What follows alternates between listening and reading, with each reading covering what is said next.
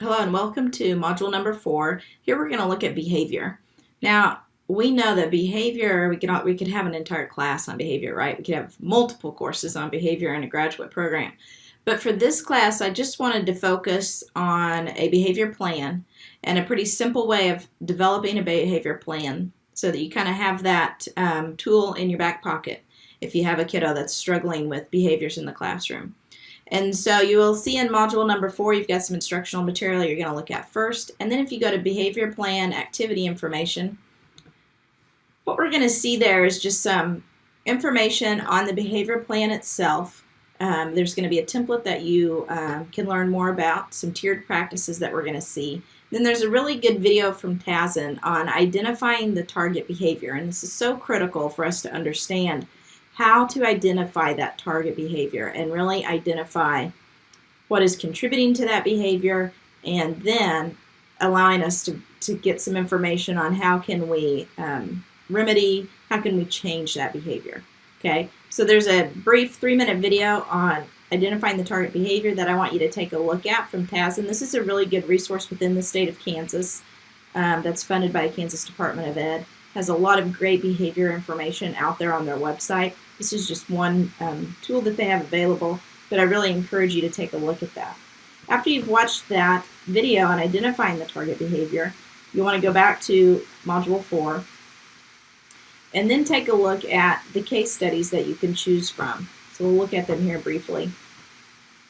So there's some pretty simple case studies here with various behaviors occurring. You've got 3 options that you can choose from. Now, the other option that you can choose here is if you have a student currently in your classroom that is struggling with a particular behavior that you would like to focus on for this assignment, you can do so.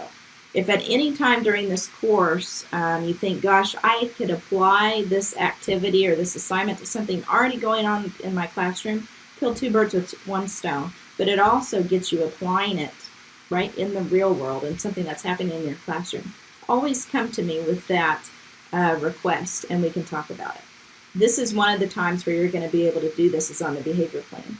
So if you have a student that has a behavior you would like to target, what you need to do is basically develop your own little case study. So you'll notice here, this is about 5 to 6 sentences explaining what's going on with this kiddo, kind of creating a picture in your mind of what that behavior looks like and giving you some information on maybe why that behavior is occurring. So you'll need to write the same thing for your particular case study that you're doing from your own classroom and submit that as part of your assignment. So again, if this is something you would like to do, you can include that case study description of your particular student within your assignment activity.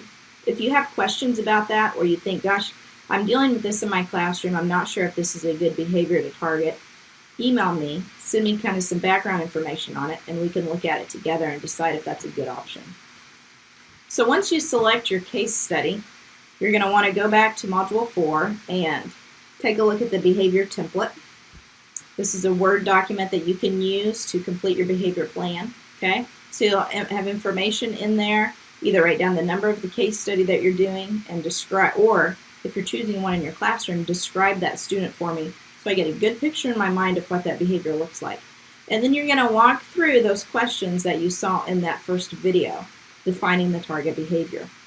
After we've defined the target behavior, we want to identify a Tier 1, 2, or 3 instructional practice.